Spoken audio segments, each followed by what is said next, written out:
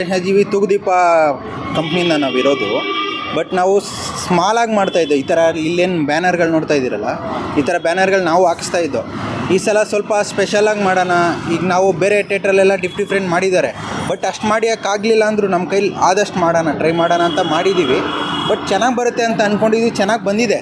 ನಾವು ಎಕ್ಸ್ಪೆಕ್ಟೇಷನ್ ಏನು ಮಾಡಿದ್ದೋ ಅದಕ್ಕಿಂತ ಚೆನ್ನಾಗಿ ಬಂದಿದೆ ಆರ್ಚು. ನೋಡೋಣ. ಇನ್ನೂ ಲೈಟ್ ಅರೇಂಜ್ಮೆಂಟ್ ಮಾಡಿಸಿದ್ದೀವಿ.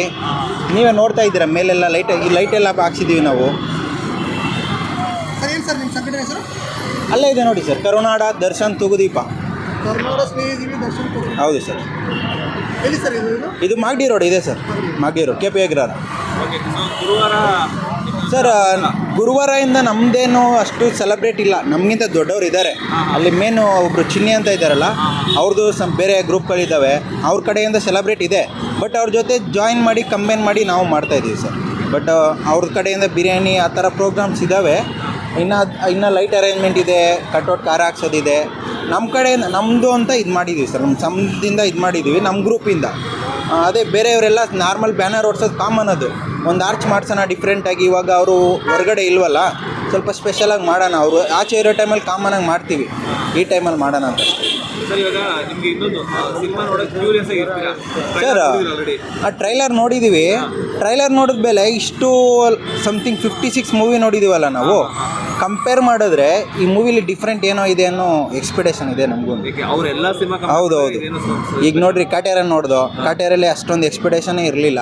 ಬಟ್ ಅದು ಆ ಥರ ಬಂತು. ಈ ಮೂವಿನಲ್ಲಿ ನಾವು ಇಲ್ಲಿವರೆಗೂ ಭಾಷಣ ಈ ಶೇಡಲ್ಲಿ ನೋಡಿಲ್ಲ. ಬಟ್ ಇದರಲ್ಲಿ ಬೇರೆ ಕನ್ವರ್ಲಾಲ್ ಶೇಡ್ ಇದೆ. ನೋಡೋಣ ಹೆಂಗಿರುತ್ತೆ ಅಂತ ನಮಗೂ ಕ್ಯೂರಿಯಾಸಿಟಿ ಇದೆ ನೋಡಬೇಕು ಅಂತ. ಅದಕ್ಕೋಸ್ಕರ ಇನ್ನೂ ವೆಯ್ಟ್ ಮಾಡ್ತಾಯಿದ್ದೀವಿ ಸರ್. ಹೆಂಗೆ ಡಬಲ್ ಆ್ಯಕ್ಟಿಂಗ್ ಅಂತ ಅನಿಸಿದೆ? ಇಲ್ಲ ಸರ್, ಶೇಡ್ ಇದೆ. ಶೇಡ್ ಇರ್ಬೋದು ಅಷ್ಟೇ, ಬಟ್ ಡಬಲ್ ಆ್ಯಕ್ಟಿಂಗ್ ಇರಲ್ಲ.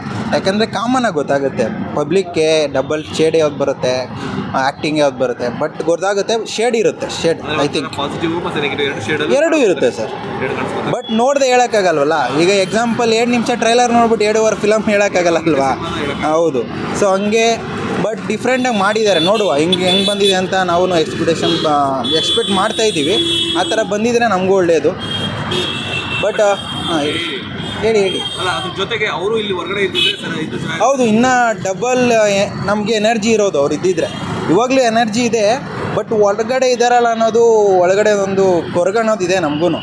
ಬೇಜಾರಿದೆ. ಹೌದೌದು ಸರ್, ನಮಗೂ ನೋವಿದೆ.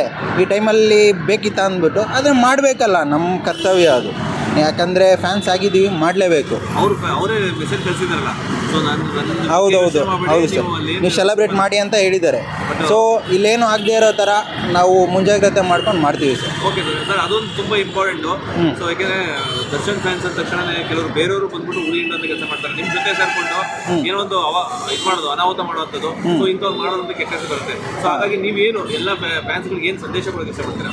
ಸರ್ ಏನಿಲ್ಲ ಸರ್, ಇದು ಕನ್ನಡ ಇಂಡಸ್ಟ್ರಿ ಬಂದ್ಬಿಟ್ಟು ಯಾರು ಸೊತ್ತು ಅಲ್ವಾ?